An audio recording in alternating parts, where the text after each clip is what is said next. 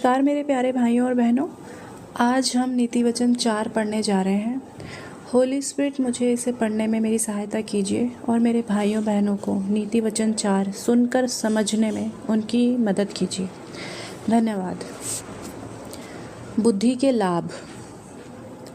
हे मेरे पुत्रों, पिता की शिक्षा सुनो और समझ प्राप्त करने में मन लगाओ, क्योंकि मैंने तुमको उत्तम शिक्षा दी है।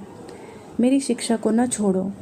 देखो, मैं भी अपने पिता का पुत्र था और माता का अकेला दुलारा था, और मेरा पिता मुझे ये कहकर सिखाता था, तेरा मन मेरे वचन पर लगा रहे, तू मेरी आज्ञाओं का पालन कर, तब जीवित रहेगा। बुद्धि को प्राप्त कर, समझ को भी प्राप्त कर, उनको भूल न जाना, न मेरी बातों को छोड़ना। बुद्धि को न छोड़, वह तेरी रक्षा करेगी। उससे प्रीति रख, वह तेरा पहरा देगी। बुद्धि श्रेष्ठ है, इसलिए उसकी प्राप्ति के लिए यत्न कर। जो कुछ तू प्राप्त करे उसे प्राप्त तो कर, परंतु समझ की प्राप्ति का यत्न घटने ना पाए। उसकी बड़ाई कर, वह तुझको बढ़ाएगी। जब तू उससे लिपट जाए तब वह तेरी महिमा करेगी।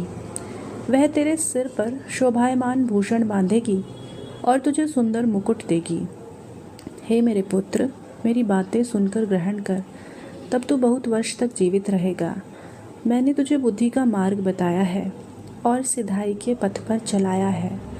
चलने में तुझे रोक टोक न होगी, और चाहे तू दौड़े तो भी ठोकर न खाएगा। शिक्षा को पकड़े रह, उसे छोड़ न दे, उसकी रक्षा कर, क्योंकि वही तेरा जीवन है। दुष्टों की राह में पाँव न रखना और न बुरे लोगों के मार्ग पर चलना। उसे छोड़ दे, उसके पास से भी न चल, उसके निकट से मुड़कर आगे बढ़ जा, क्योंकि दुष्ट लोग यदि बुराई न करें तो उनको नींद नहीं आती, और जब तक कि वे किसी को ठोकर न खिलाएं तब तक उन्हें नींद नहीं मिलती। वे तो दुष्टता से कमाई हुई रोटी खाते और उपद्रव के द्वारा पाया हुआ दाख मधु पीते हैं, परंतु धर्मियों की चाल उस चमकती हुई ज्योति के समान है, जिसका प्रकाश दोपहर तक अधिक अधिक बढ़ता रहता है। दुष्टों का मार्ग घोर अंधकारमय है, वे नहीं जानते कि वे किससे ठोकर खाते हैं। हे मेरे पुत्र, मेरे वचन ध्यान धर के सुन और अपना कान मेरी बातों पर लगा।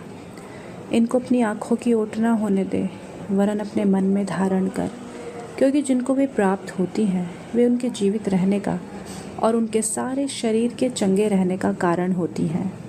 सबसे अधिक अपने मन की रक्षा कर, क्योंकि जीवन का मूल स्रोत वही है।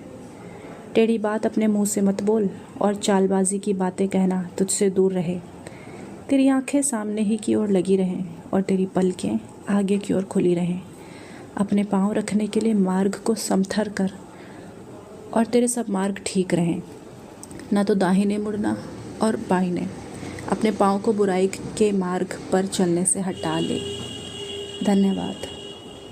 भाइयों बहनों, बुद्धि एक बहुत बड़ी चीज़ है जो हमें चाहिए। विस्डम को इस नीति वचन में एज अ